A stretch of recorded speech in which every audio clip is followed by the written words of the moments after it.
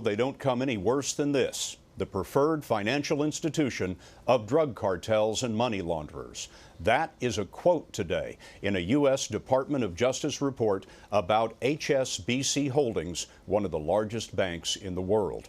To avoid criminal prosecution, Hsbc admitted today that it laundered more than $800 million for Mexican drug cartels and covered up illegal transactions for Burma, Iran, Sudan, Cuba, and Libya. Those nations were under banking sanctions because of human rights atrocities, terrorism, or in Iran's case, a nuclear program. The British bank will pay $1.9 billion to the U.S. government, the largest such fine in history.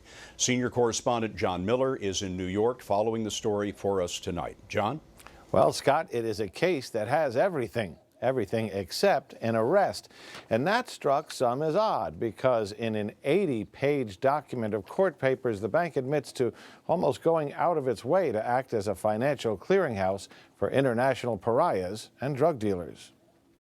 HSBC officials listed Mexico in its lowest risk category for money laundering during a 4-year period when Mexican drug cartels were funneling hundreds of millions of dollars through the bank.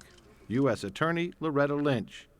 The investigation revealed that staggering amounts of cash, hundreds of thousands of U.S. dollars daily, were being deposited into HSBC Mexico using boxes specially made to fit through their tellers' windows to speed the transactions. And it wasn't just the drug cartels that benefited from what prosecutors called the bank's willful failure to report suspicious activity. HSBC instructed an Iranian bank how to conceal $183 million in transactions. HSBC also admitted to cutting the number of internal watchdogs to save money. Assistant Attorney General Lanny Brewer. HSBC is paying a heavy price for its conduct.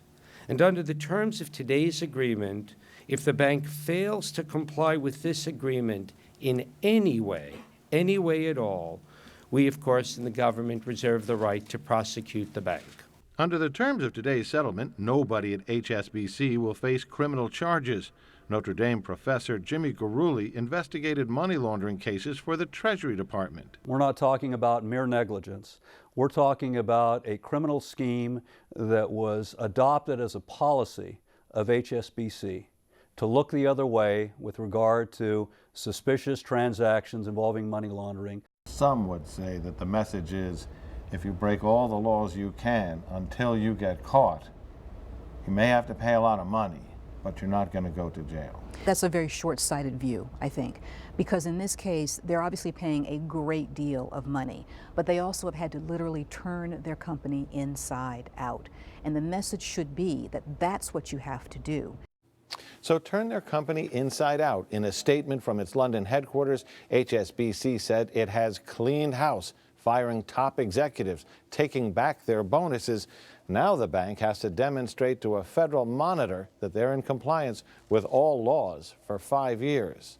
Scott? Well, John, with all of this apparent evidence, why didn't the Department of Justice press a criminal prosecution on the money laundering charges? Well, that's a question we kept asking today, and the closest we got to it was they said that they never found one bank official or any collection of bank officials acting together that were doing this on purpose.